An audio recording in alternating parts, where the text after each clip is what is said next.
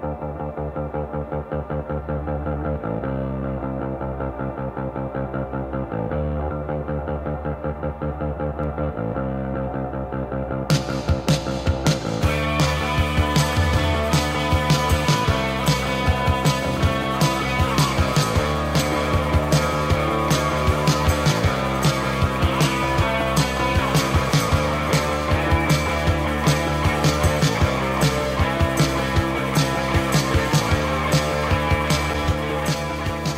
real danger that in a few months Edge Radio is going to be silenced. When you tune into 99.3, instead of hearing a diverse range of music and opinions and views, you're going to hear nothing but static. So we're here today to avoid that consequence and stop that happening.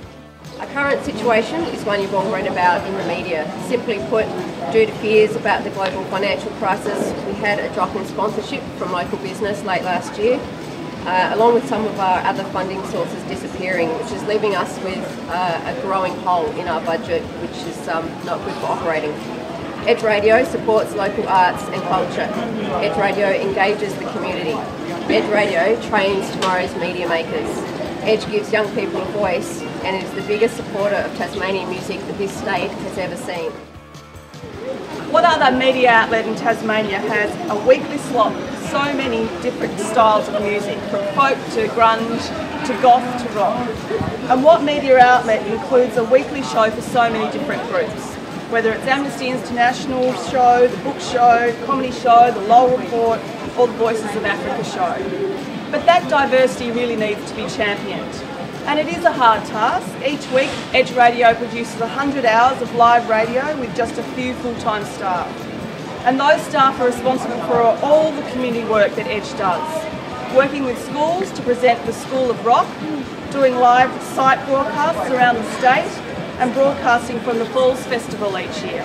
I think it would be very hard to argue to any Tasmanian why Edge should not have a future in Tasmania when you look at the great achievements and the great community spirit that provides for so many young people and so many other Tasmanians here in the state. Everyone's first interview, if you're a band in Tasmania, happens on air with Edge. Your first live to air, your songs first get played, and that education is something that gives people the legs to move forward with what they're doing. I'd like to pose a question. What would happen if Edge Radio died? I don't think people would be crying on the streets. In 20 years' time, people aren't going to say, "Where were you when Edge died?" But what we would see is a gradual cultural decline.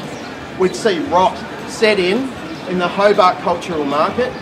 We'd see bands not have those opportunities to connect with local media and have that launch pad into the Australian market. We'd see some rot and some atrophy set in. And that's something that would be a terrible tragedy, something that would be really sad for Hobart and all its people. I question the use of having freedom of expression, freedom of speech, when we don't have any avenues to use those freedoms. Well, Edge Radio is the avenue by which we can express those freedoms.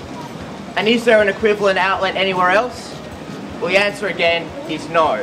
Never underestimate the value of community groups and the motivated individuals who run them to contribute to the debate in our society and to make our society a better place.